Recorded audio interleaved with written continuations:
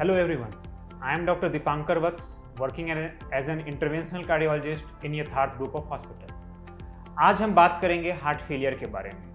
Heart failure होता क्या है, इसे पहचानते कैसे हैं और इसका ट्रीटमेंट कैसे कराना है।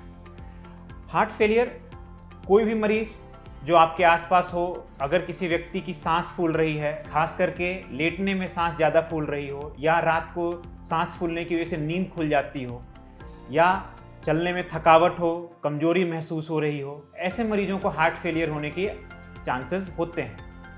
हार्ट फेलियर होता क्या है? हार्ट फेलियर दो तरीके के हो सकते हैं।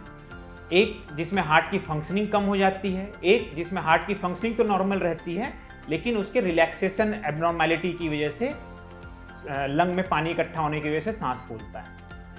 हार्ट फेलियर के बारे में अगर बात करें तो कारण इसके हार्ट फेलियर होता कैसे है। हार्ट की फंक्शनिंग कम होने के कई कारण हो सकते हैं। मांसपेशियां अगर कमज़ोर हो जाएं, जिसे डायलेटेड कार्डियोमायोपैथी कहते हैं। अगर किसी को हार्ट की प्रॉब्लम है, किसी को हार्ट अटैक हुआ, उसकी वजह से हार्ट की मांसपेशियां डैमेज हो सकती हैं, जिससे कि हार्ट की फंक्शनिंग खराब हो सकती है।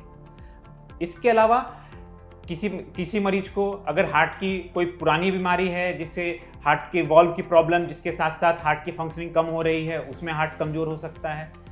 अगर नॉर्मल, परंतु ऐसा नहीं है कि अगर हार्ट कमज़ोर है तभी हार्ट फेलियर होगा। ऐसे भी मरीज होते हैं जिनमें हार्ट की फंक्शनिंग नॉर्मल होती है, उसके बावजूद हार्ट फेलियर में जा सकता है।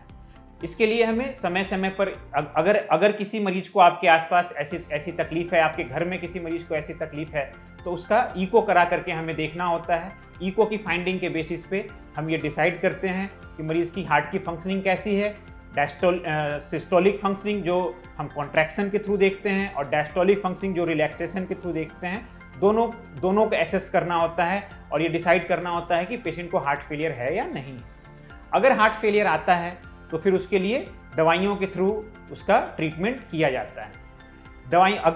दवाइयों के अलावा अगर किसी मरीज की हार्ट की फंक्शनिंग कम है और उसमें धड़कन की एबनॉर्मेलिटी भी है, तो ऐसे कुछ मरीजों में CRTD नाम की एक मशीन होती है, जिसे लगा करके हार्ट में सुधार लाने के लिए हम उम्मीद कर सकते हैं। Thank you.